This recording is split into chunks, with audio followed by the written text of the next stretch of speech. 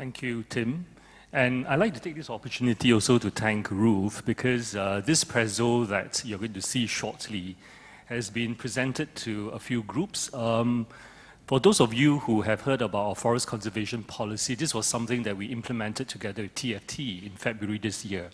And of course, Scott and the team are very familiar with the work that has been done by, the great work done by Tim and Ruth as well. And we felt that it was important that we also share with them what we were doing. So there was a presentation that we made initially in Singapore, I think was in April, to Tim and the rest of the members of the GHG. And also it was Ruth who also felt that it was important for us to go to Oslo to share with the first ever Red Exchange. That was in June. And then just basically 2 weeks back, Scott has one of his annual events in Paris, and this prezzo was also shared in Paris. So for some of you, if this is a bit of a repeat, I do ask you to be a bit patient with me. But for the rest of you, what I want to do this afternoon very quickly is to give you a flavor of what we have done collaboratively with TFT, Greenpeace, and a whole list of stakeholders. All right, the next slide.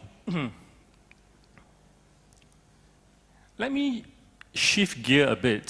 This is a poem that Scott used in Paris, and I thought it was important that I say this now to put in context what we are doing. Let it go, let it out, let it unravel. Let it free, and it can be a path on which to travel. And why is that so? Because this path that we travel is really something that is new, and we are really at the cutting edge. We're familiar about why palm oil is very strategic and important to Indonesia, and some of the concerns. And the concerns, I think we've spoken about this afternoon. But very quickly, Indonesia is now the largest producer for palm oil, about 36%. Last year, they produced 23 million metric tons, of which 70% was exported, equals to 16 million metric tons. That was worth $16.4 billion US.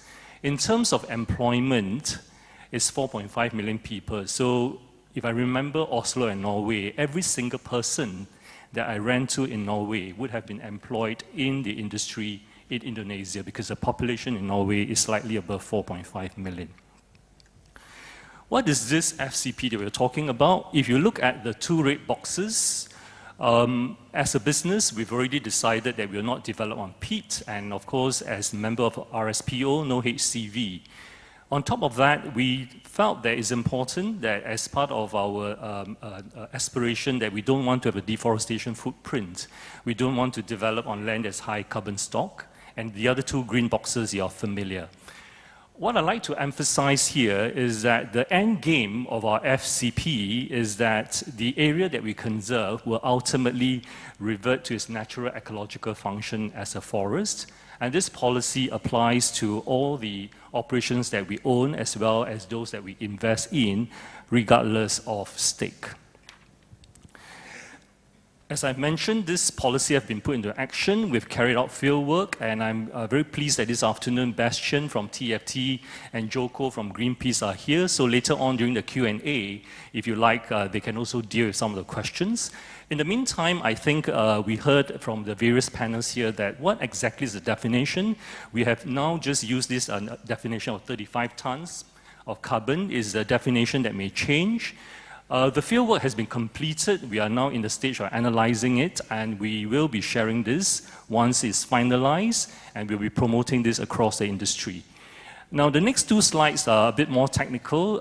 Basically, this gives you a flavor of how from a satellite map, we will then drill down to carving out areas that we need to conserve, HCV peat, and of course, HCS. All right, the next slide gives you a quick snapshot of the number of plots that have been measured, and this basically are 4 of our PTs, largely in Kalteng and Kalbar, right? Now, as part of our FCP of course speaks about HCS, but there are two very important policies there, one about the communities. So the social and community engagement policy was implemented about 2 weeks ago, and what's unique about this policy is that it was something that we not just internally driven, as young kids have said, this journey about going far is to get stakeholders along. So we have inputs from Greenpeace, TFT, and there was also the inputs from Links and from Yayasan Dian Desa. Now, this has been implemented, and the yield improvement policy about smallholders is something that we are still developing.